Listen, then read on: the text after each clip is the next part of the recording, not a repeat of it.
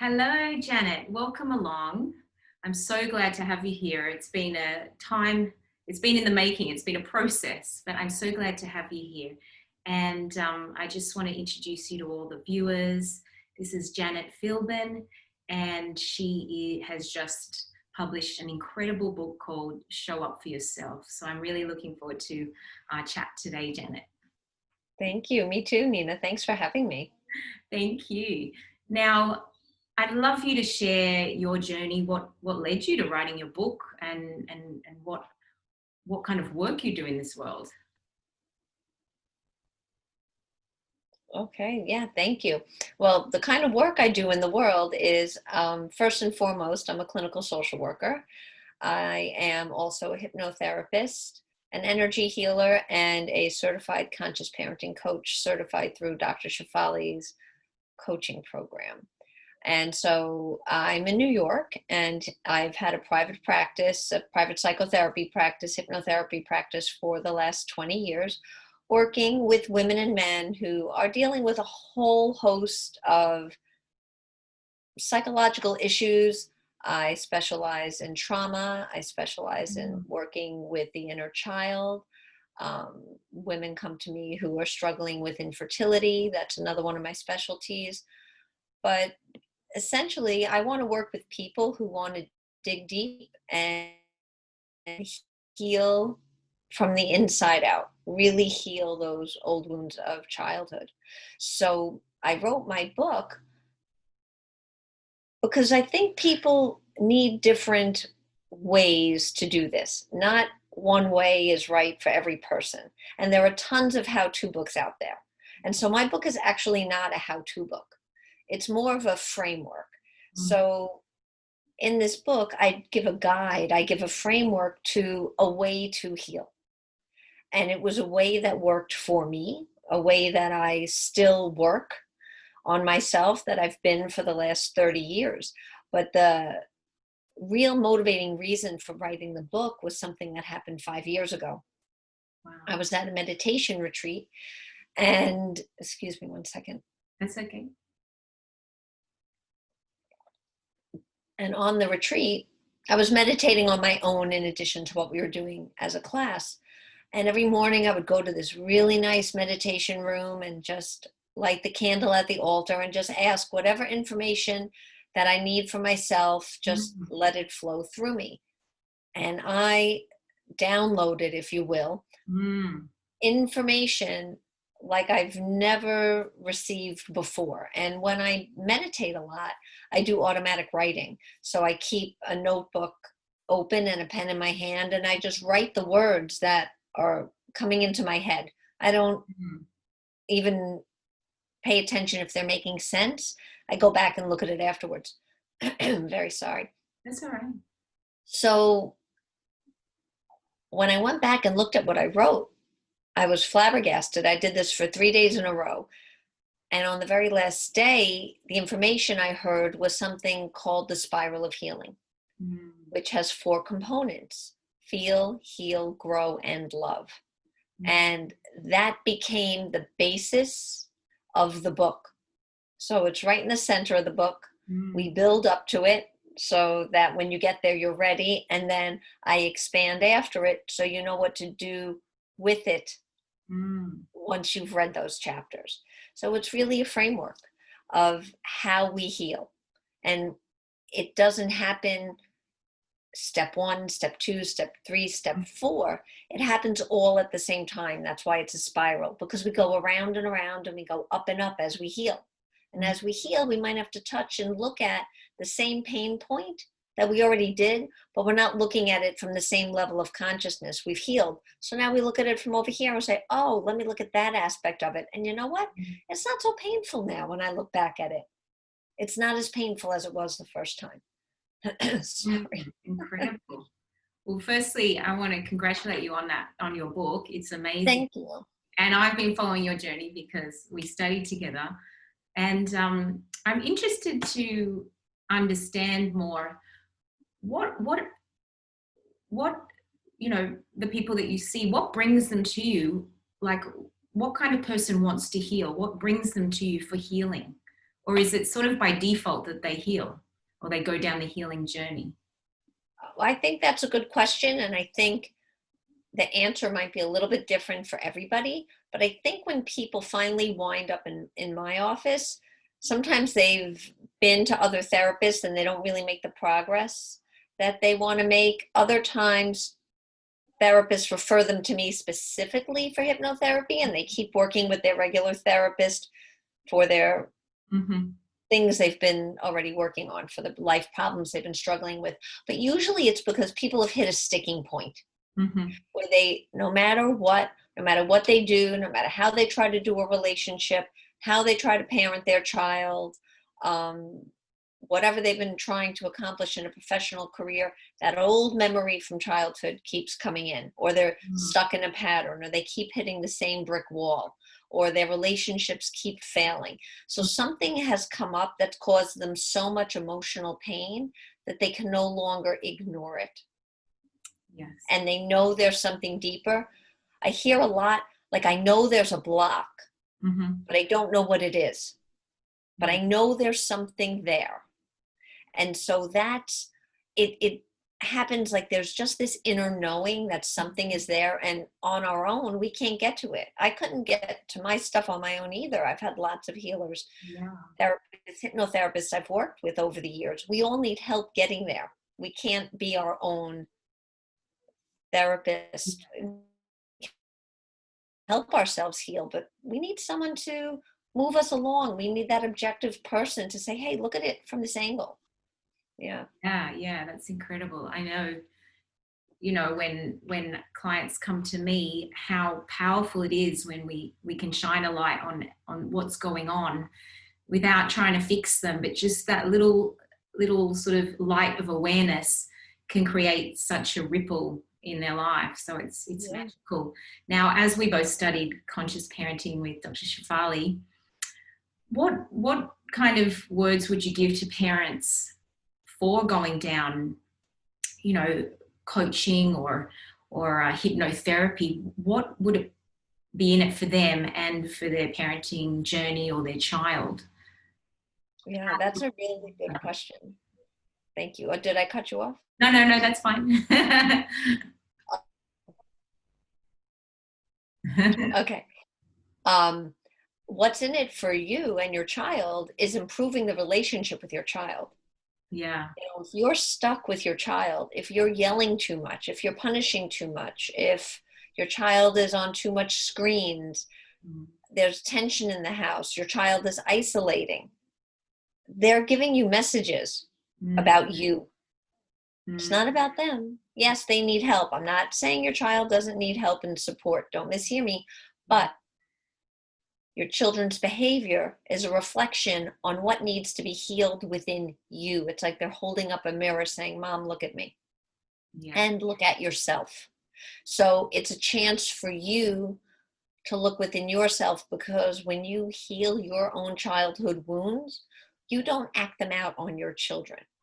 So we not only react to our children. So if your child does something and your default is to say, go to your room, and then you ignore your child for 30 minutes, or you yell at them immediately, or you take away their electronic device immediately, but you don't pause and reflect inward and first tune into what's going on within you before you open your mouth and give them some sort of order, then you're just creating a disconnect between you and your child, because you're disconnected from yourself. So we react instead of respond. And I believe that when we react, we're actually reenacting. So we're actually reenacting the parts we played in our own family of origin growing up, except now we're playing the part of the mother, except your part of the mother is actually being played by your own inner 7-year-old. So your 7-year-old is actually parenting the 7-year-old or the 5-year-old in front of you.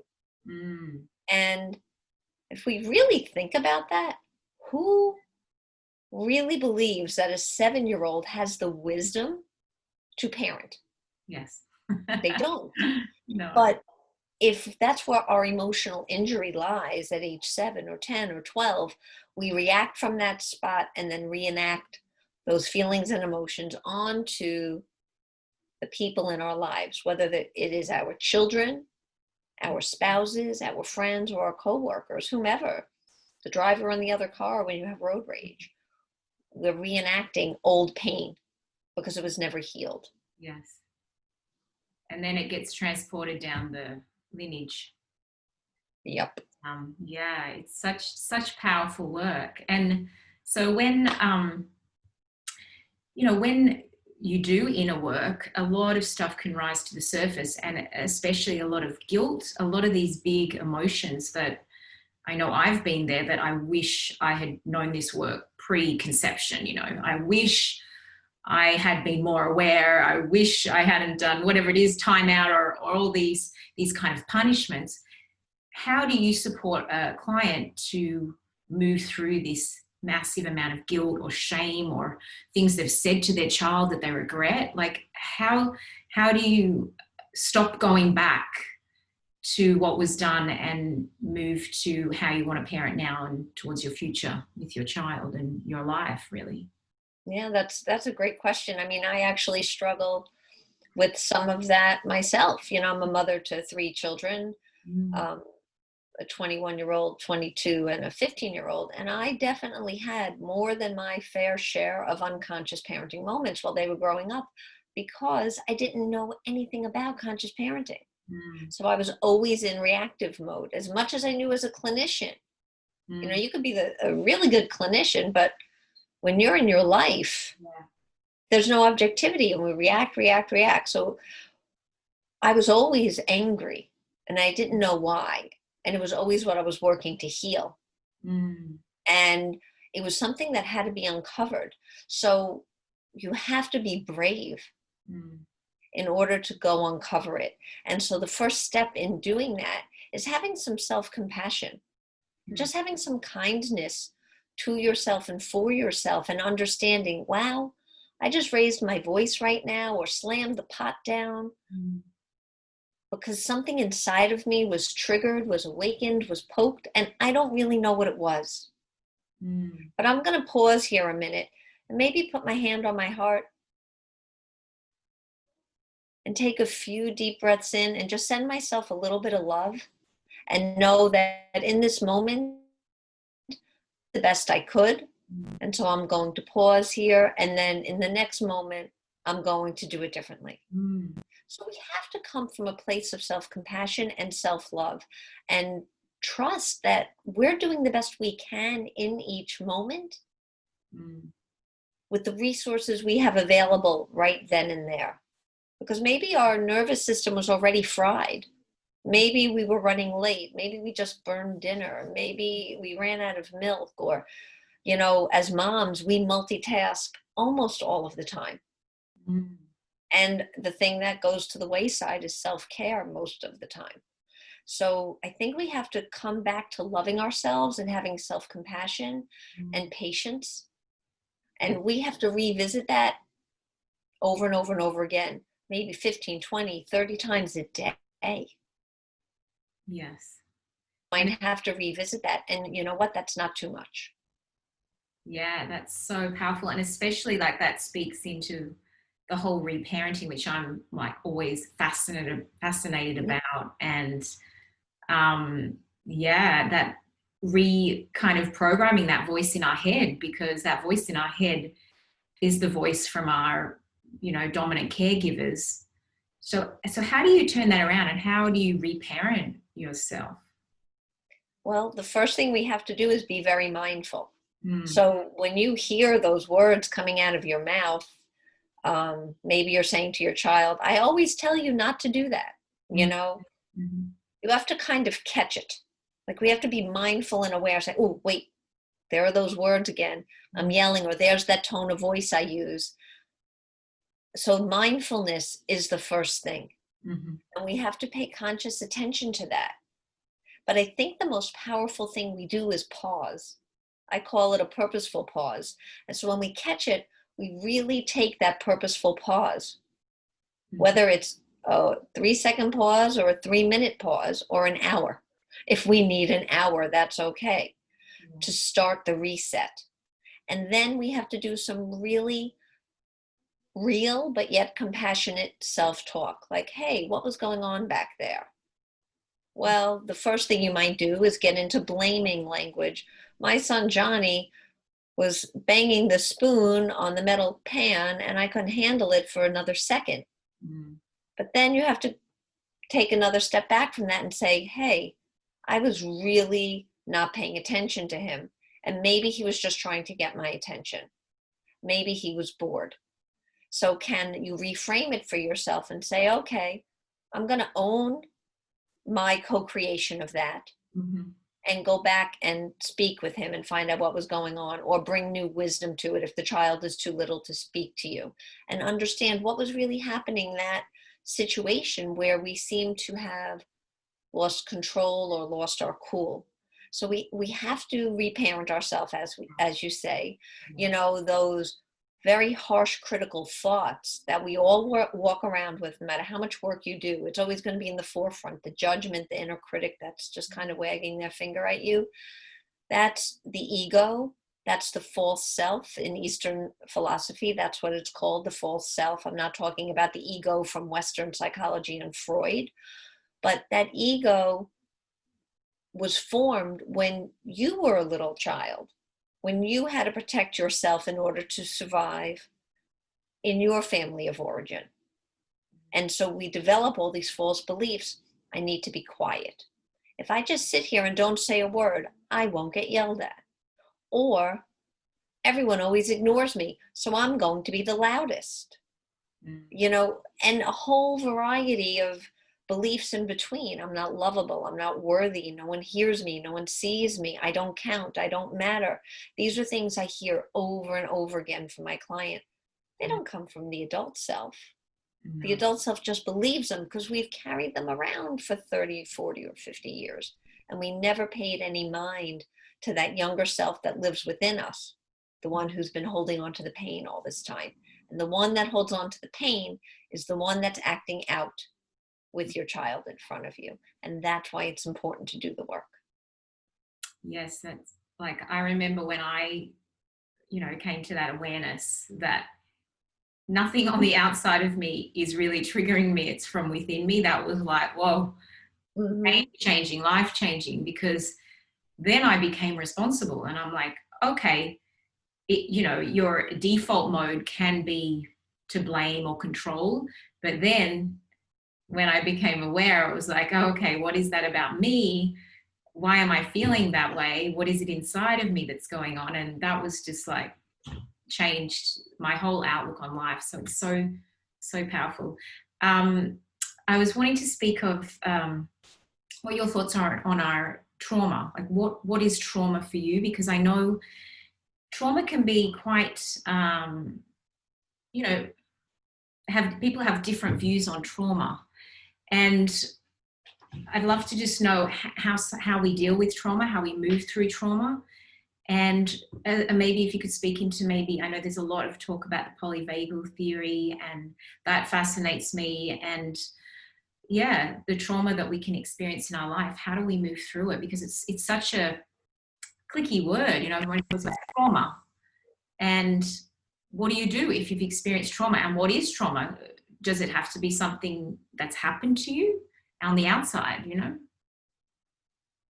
Yeah, Yeah. but it's a complicated question. I'm not going to speak to polyvagal theory because I don't feel I'm as well versed enough in it Sure. to get into a good discussion about it. It's something that I myself am in the middle of learning. Yeah. So, but I agree that it is intricately connected Mm-hmm. to trauma, and I think having a good understanding of that helps even more to help trauma heal, because we Mm-hmm. hold it in our nervous system. So trauma can be almost anything, Mm. because you see, we react to what happens in front of us, not to what's real. We aren't reacting to reality. We react and respond to our perception of reality. Mm-hmm. And that's the difference. So you and I could witness we could be standing on the same street corner and witness a horrible car accident, like horrible. Yeah. And you might be like, it wasn't so bad. And I'm hysterical crying saying, Nina, what do you mean? Look, the person's head came off, or whatever. It Yeah. would be totally traumatic for me. And you'd be like, no big deal. Because we would have each had a different perception of that car accident. So traumas can be one big giant event in your life, or a culmination of very similar events that have happened over the course of many years, like the same emotional message that maybe someone gets all throughout their life, or a bunch of little traumas. So we have a big T trauma and little t traumas. And the other thing with trauma is sometimes it's not necessarily the event that is traumatic, but when someone doesn't have the proper ability to process the event after it happens. That's how it gets stuck. So yes, the event might be traumatic, but if you get someone immediate mental health help immediately after the event, that's why when there's a suicide in a school, right, all the counselors go in, they have extra counselors go in. Right there prevents trauma from becoming entrenched. And then we're reacting from this traumatized place. The event was traumatic, but then we're reacting from a traumatized place because we take it in and hold it in ourselves. No one ever processed it with us. Yeah. So there are different ways of experiencing trauma. There are different types of trauma, but it doesn't matter to me what type of trauma someone has had, because it's all, my belief, held in the cell structure of our body. I believe we take it in when something happens that's traumatic to us. And it can be as simple as a child being separated from their parent at 5 because they're getting a tonsillectomy. That could be a person's biggest trauma, to a vet who has PTSD, to someone who has been raped, someone who survived the World Trade Center on 9/11, or big fires in Australia. People, there's lots of trauma from that this year in Australia for what we're dealing with now with COVID around the world. This is traumatizing for people. Yes. So if we put a judgment on trauma, we're minimizing someone's experience. So as a clinician, I never ever judge it.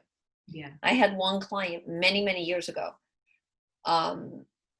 It was a really long time ago, actually. She came because of really bad anxiety, and she would have to always have, she had a little OCD behavior from it. Her pinkies would always have to be in the same even way on her lap, however she was holding her hands.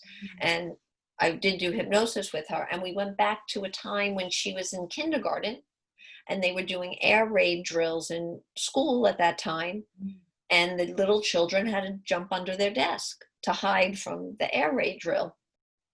And that's what the anxiety stemmed from. Because she didn't have anything bad that we would label bad happen in her childhood. And there was never even a real air raid. But her perception that this was real and happening in the now was so deep. She held it. Held it in her body. And it became a little bit of an anxiety disorder with a little OCD component to it. And so we had to heal that. So the key in trauma and helping people deal with trauma is helping them process it. I don't ever take people back to relive a traumatic event. That's called revivification. So if someone's afraid of a bridge, you put them on a bridge and say, okay, now you're on the bridge. Imagine being there, and you heighten all the emotions. I don't believe in doing that. I think that's re-traumatizing. So I believe that when we're working with trauma, we have to look at it from a distance and observe it over there, but no, we're safe over here. So we're not reliving it again. We're watching it. And that's how we help heal it, by creating distance and space and observing and understanding, wow, that really was traumatic then. And what were the beliefs that were developed in that moment, and how have they affected you now? Yes. I hope I answered your question. Oh, no, you did. Okay. And so it's really that internalization of what it means to you. That's what we're trying to process, the whole meaning that we've made it. Yes. So it's so different for everybody. And as a parent, how do we support our children to move through any traumatic event? By giving them lots of opportunities to speak with you about it. Mm-hmm. And if they don't want to speak with you, by getting them a therapist or a coach for them to speak with about it, because we need to talk about our feelings. We need to talk about our experiences. Yes. That's what helps us move through it. So we have to be that holding space for them. And I think, as a parent myself, and from what I hear from other parents, the hardest thing about being a parent, or one of the hardest things, I don't want to say the hardest, because I think if you have a child with significant medical issues, then we're talking something else. But as far as emotional health goes, one of the hardest things as a parent is to hold that space, to be that container, that safe space for your child, to let them just have the experience of their big feelings and emotions, and to watch them be in the pain and knowing you can't fix it.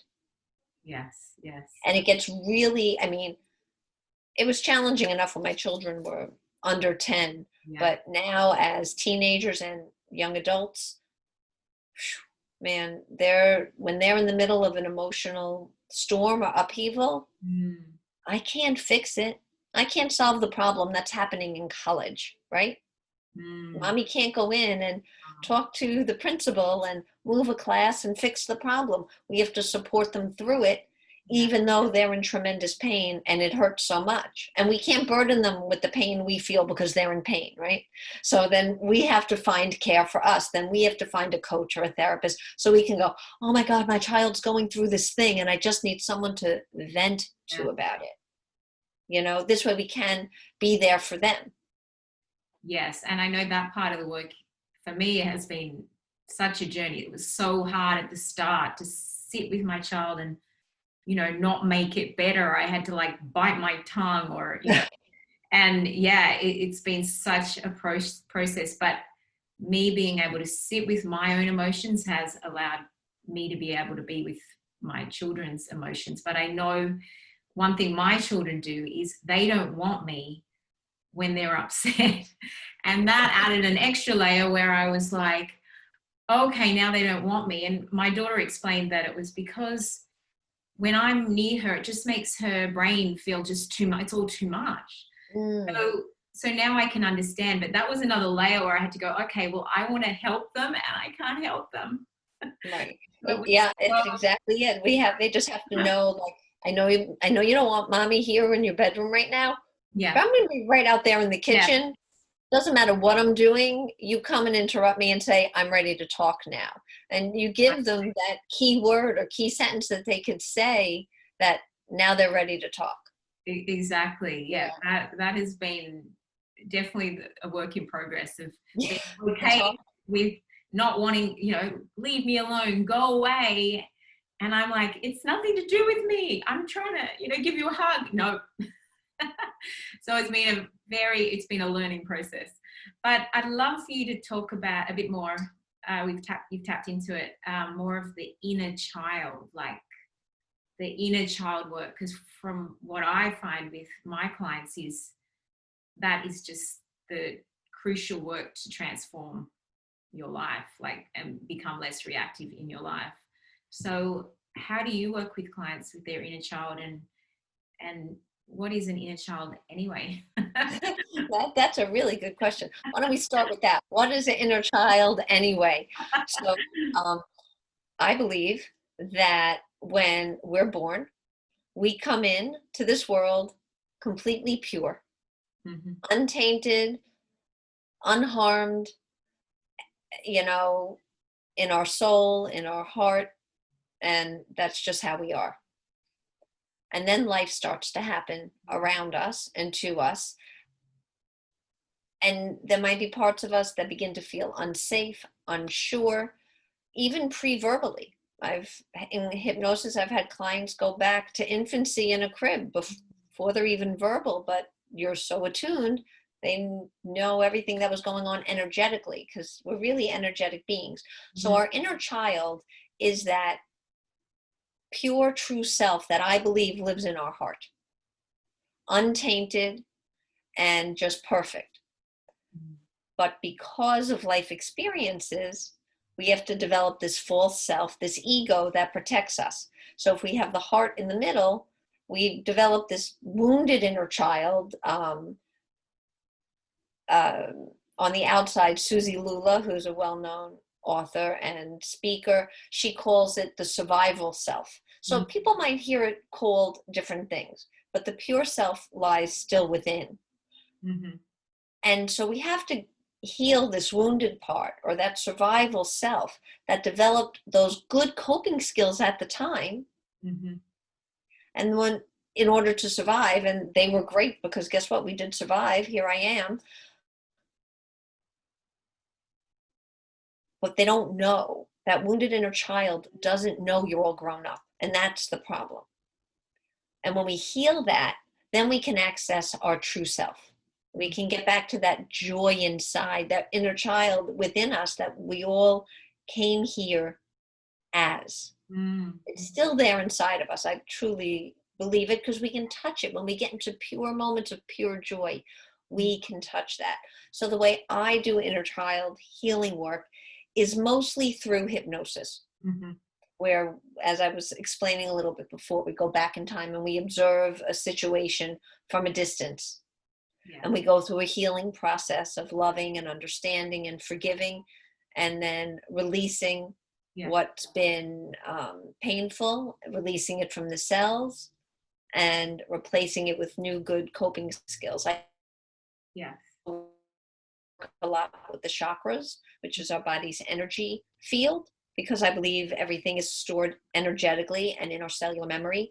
And these events of childhood or young adulthood or yesterday get stuck somewhere in our body. So I believe for complete healing, we have to energetically pull those memories out of the body and reframe them. And what we're doing is we're giving that inner child back his or her innocence, his or her truth of who they are.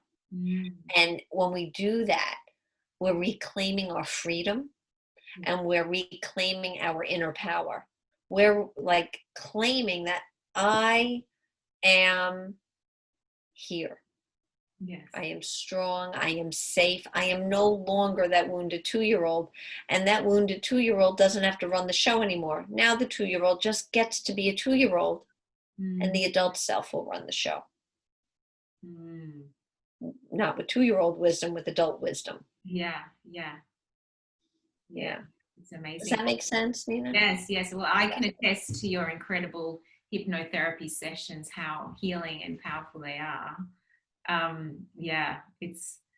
It's so incredible what shows up in the session. Like, it really is. The wisdom of the body and the wisdom of the innate wisdom that you have of where to go. And this is why, when you allow yourself to go down this kind of healing path, coaching, hypnotherapy, or any kind of therapy, you're ready. You're going, your body, or it's ready to be, you're ready to release trauma or release things that you've been holding on to. And the energetic piece for me is like what I found through the work is crucial, like key, the energy piece, because I can be, for example, if I'm talking to my son, or I say something like, oh, I love you. And then he'll be like, well, I don't feel it. And maybe something's happened at, a day ago, or I've gotten upset about something he did. And it's true. If I haven't worked through that, he feels it straight away. He's like my radar. So it's so powerful. I love it.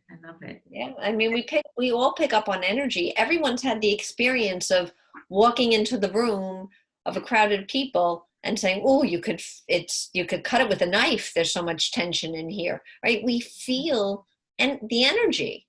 Yeah. Just like you could walk into a room and feel, wow, this is a joyous place. Or maybe you go to your favorite yoga center and you immediately walk in and feel calm because the energy there is so soothing and calm. So we are energetic beings. And we can, when you bring your awareness to being in touch with that, you can feel it. Yeah. So I would encourage people to kind of play around with it and practice. When you walk into a room and there are people there, Mm. pause a minute and say, "Ooh, what does it feel like here? Mm. Yeah. Is this making me feel more happy? Is this making me feel anxious? Is this energy really thick? Is it palpable?" Sometimes it's palpable, like Yeah. you could feel it, you Yes. know? Yes. And for someone who has stuffed down a lot of their emotions or really closed off because of painful situations or events, and they're trying to feel but they can't feel, how does someone be able to feel again or be able to kind of unlock their heart again? Yeah. It's a process. It's really something that has to be learned. Mm. Most of us are cut off from the neck down, so we have our thinking mind and then the rest of the body. Mm. But this has to be connected. So with people who've never done this kind of work, it Mm. will take a few sessions to teach or train someone how to tune into the body. And so it's kind of, I use a lot of guided imagery Mm. about connecting with the physical body, about tuning into the chakras, and Mm. actually asking you to use your imagination of what does it look like? What's going on in there? Yeah. Really describe it to me with a lot of detail. Because people may not have feeling words, Yeah. but if I ask you to draw a picture of what's causing your shoulders to feel so weighted down, you've experienced the heaviness of things. Mm. You're going to draw from something in your experience Mm. of what be making your shoulders feel so heavy. Maybe there's a big heavy dumbbell on them, or an anvil, or a tire, or a really heavy dictionary. Like, you're going to come up with something, and that's a starting place to just tuning into your body. Yeah. Yeah, that's incredible. To kind of get what's going on inside out, kind of, really Mm-hmm. trying Yeah. to release it, and then you can feel that weightlessness and not have the world on your shoulders. As parents, we can feel we have the world on our shoulders. And as a parent, what would you suggest is one thing to focus on? Like, what has supported you in your parenting journey, or one thing that, like, I mean, I know there's many, but something that has supported you the most, or benefited you on your journey as a parent, that, yeah. I think two things. Two things. Okay. Finding Dr. Shefali obviously was the first thing, and learning and understanding about accepting the as is of the moment, even if I don't like the moment. This is the moment right now. Just accept that this is the moment right now. This moment will change and move on. But right now, if my kid's having a temper tantrum in the middle of the store, then my kid is having a temper tantrum in the middle of the store. And Mm. I just have to accept that and move with that until it passes. Mm. So accepting the as is Yes. was the first big aha moment for me. And I really only learned this 4 years ago. Mm. And the second thing that I've learned is to pause and not talk. Literally, I will do this Mm. Mm. when, especially my youngest is coming at me, and she's 15 and she still comes at me. In a way, it's worse when they're 15. Um, and I literally have to just repeat to myself over and over again, don't talk, Janet, don't talk, Janet, don't talk, Janet. Mm. And I will place my finger over my lips so I don't talk, because she's just storming. I don't actually need to say anything. And though the experience of it feels like I'm being attacked, like she is doing this to me, Mm. I know I know in my intellect she's not doing this to me, but my emotions are doing something else. They're getting all fired up, right, into fight, flight, or freeze. So I want to protect myself.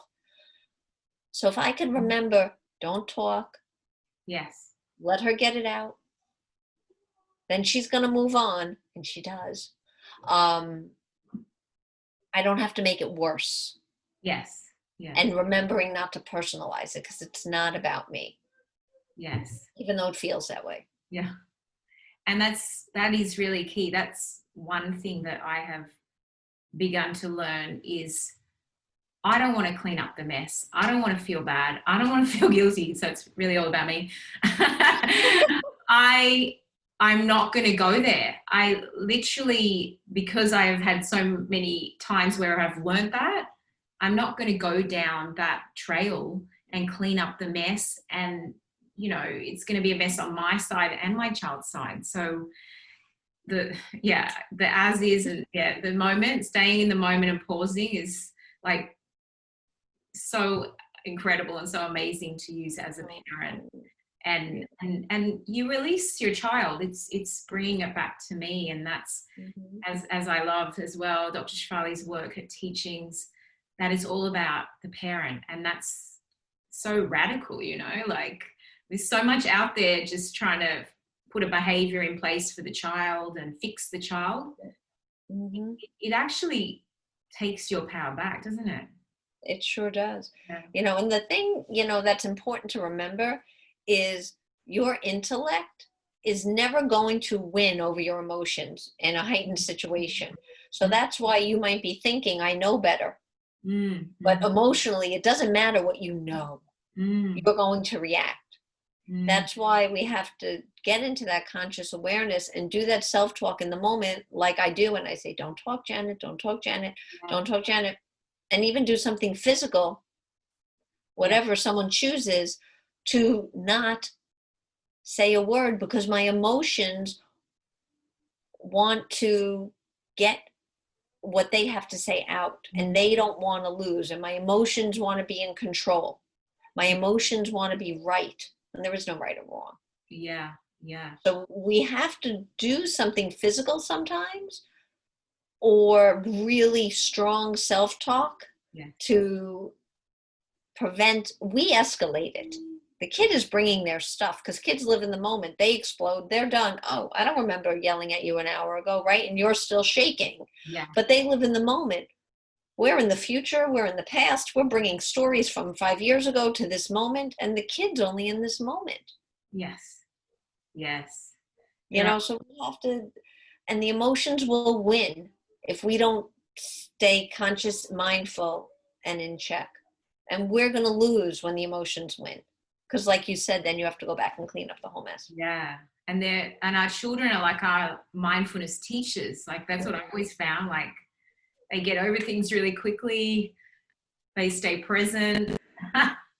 So they're so much teaching us so much. And it's what a journey parenting is. But I was thinking. Right. So parenting, the first.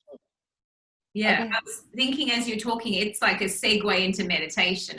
And I know you've got an incredible page offering daily, is it daily meditations or? Now I'm down to 2 days a week, but it's called Bite-Sized Pieces. So if anyone's on Facebook, they can request to join. And I think I have about 100 meditations at this point recorded on there and organized into units. So anyone can tap into that. Yeah. Yes.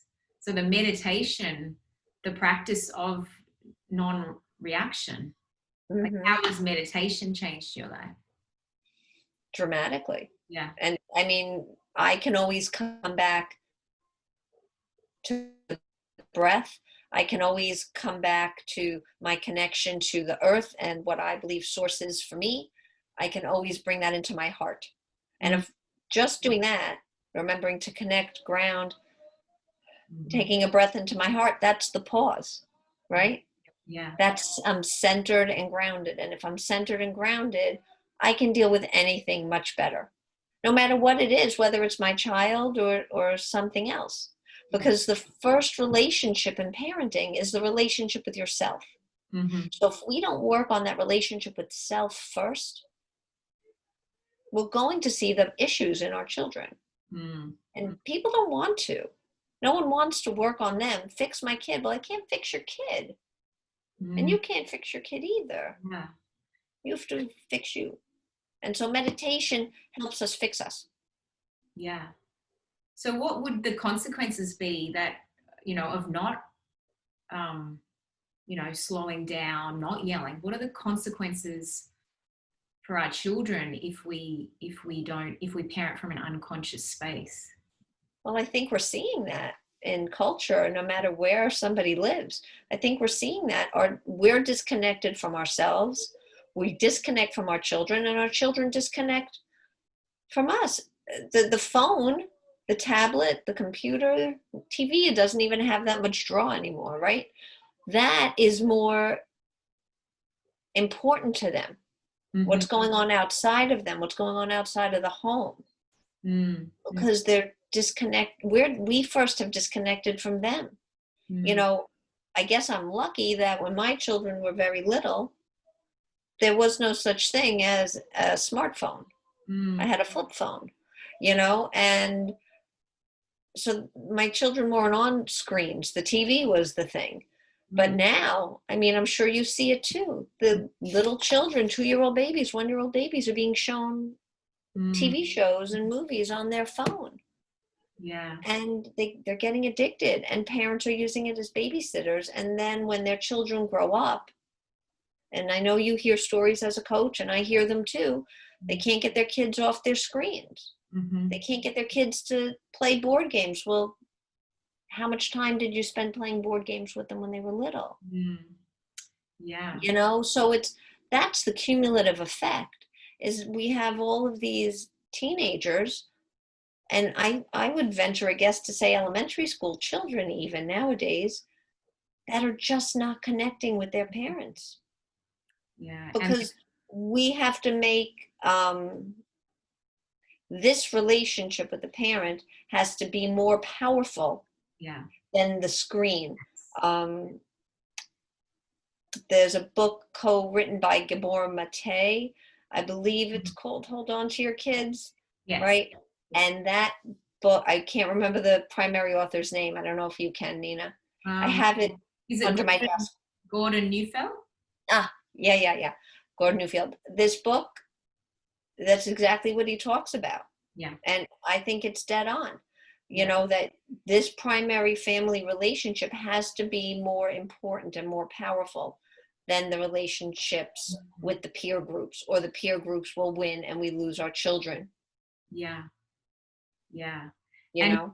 See the phones and they're becoming their way of connecting. I mean, and even for adults, we connect with our phone. We've got instant connection to communities and groups. So it becomes the way of connecting. But I know for me, that parenting, I had to, go, no, we're not on screens, or I had to become more interesting and more fun than a show.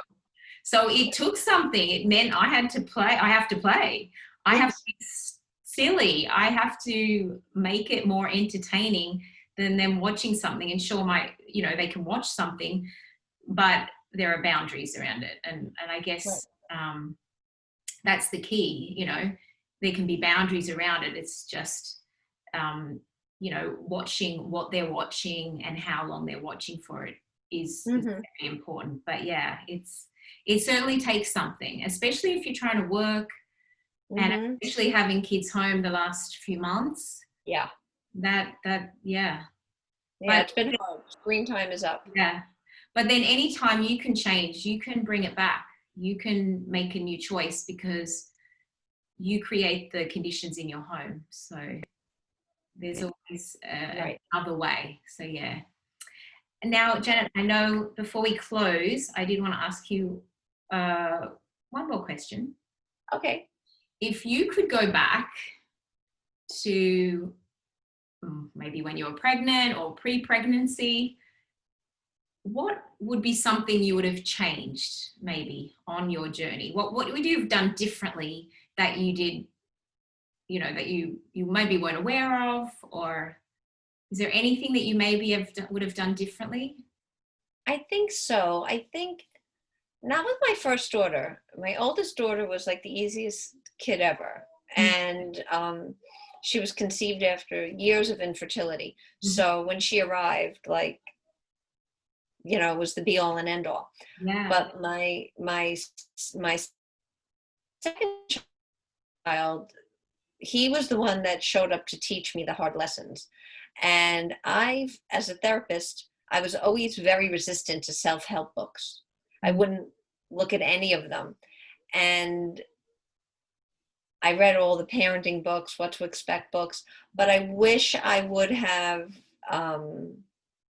learned a little bit more about tantrums and what causes them, and found some of the resources I now know. I mean, Shefali wasn't out there in the world 21 years ago, but certainly some of the others were. I wish I just would have tapped into it more. I wish someone would have told me, Yes. you know, to that that doesn't, yes, it's hard, but it doesn't have to be. Yes.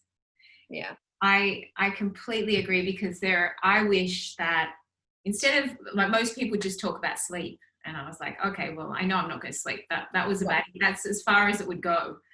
But, if we'd known about the brain development and, the first 7 years or first 3 years, how crucial it is in programming, and then the first 7 years, and I mean, wow. And yeah, tantrums, like, I mean, probably 4 years ago, I understood tantrums, and the way that it's just the child moving energy out, and you hold a loving space for that, and yeah, it's totally changed the way I actually like bring them on. Like, Yeah. show me what you got. I've got this. And yeah, if the whole tantrum meltdown was turned on its head and looked at, like, this is just self-care for the child, like, how powerful could that be, and how would that stop a lot of those punishments or beliefs being passed down the line. It's powerful. So Janet, Yes. I just want you to tell the audience where they can find you, or show them your book, and yeah, anything about you going to share, and I'll add some things in the comments and sections so they can get to you. But yeah. Okay. Yeah. The best way for anyone to reach me or learn about my book is my website, hypnosisforhope.com. And I have blogs on there. I have a page about my book, a page about all my services. This is what my book looks like. Show Up for Yourself, a guide to inner growth and awareness. It can be gotten on Amazon.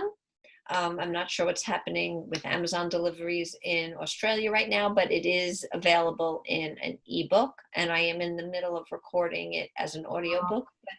It may take me quite some time to get it done, because that's an adventure in and of itself to record an audiobook, as you can imagine, but it's in progress. And I'm on Instagram and Facebook. People can follow my Facebook page, Hypnosis for Hope. And I think, that's about it. I want to we were just talking about tantrums. I just want to say one thing about that. What I've come to understand about tantrums, it took me a long time and two children who had them very badly to understand this. But if your parents who are listening have children that tantrum, if they can begin to look at those children, that when they're tantruming, they are just looking for love in abundance. Yeah. That's all they really are looking for. And they're just in a lot of pain in that moment. And that's what I wish I would have understood, but I understand it now. So now when my big kids have tantrums, I get it. But, I think in parenting, that's, it's a hard place to have to be. I learned that once with my son when he had a big meltdown. I was going to the post office and he wanted to buy something, and I knew it wasn't about what he wanted to buy. Yeah. So I think it took me like an hour. I was like, I am not yelling, I am not dragging. And it took me like over an hour to get him to the car park, because I knew it wasn't about the thing, and we had to he moved gradually to the car park. And I remember one thing that really stood out for me, and I asked him, and this is what got him actually walking down to the car park. What is it that you like about this toy? Or what is it that you like about it? And I started to like get into his world and ask him what he loved about it. And once I said that, we were on fast pace to the car park. I was like, whoa, okay. So the whole connection and love, that's all our children really want. Right. Yeah, it's amazing. Yeah, beautiful. Remember that. That's a great example. Yeah. Yeah, Well, yeah. maybe you will come down under sometime. Oh, Maybe you'll okay. come with Shafali when she's coming down. Yeah, that would be amazing. I don't think any right now, let's see, I don't know when people are listening to this, but it's July in 2020 right Yeah. now. And Yes. here in America, we're not doing that great with COVID. So no Americans are Not going yet. anywhere Not right yet. now. But there'll be time. There'll be time. Yes, yes. We can all cross our fingers worldwide on that. Well, we will welcome you with open arms. I would love to come, Nina. That would be amazing. And I Yes. think Susie might come too. She's going to plan another trip. So you could come and do a workshop together. That would be fantastic. Don't even get me going on that one. That would be fantastic. Oh, thank you, Janet. I'm so glad we made it happen. And I look forward to connecting again Me with you. too. Thank you. Thank you. Thanks, Nina. Thank you.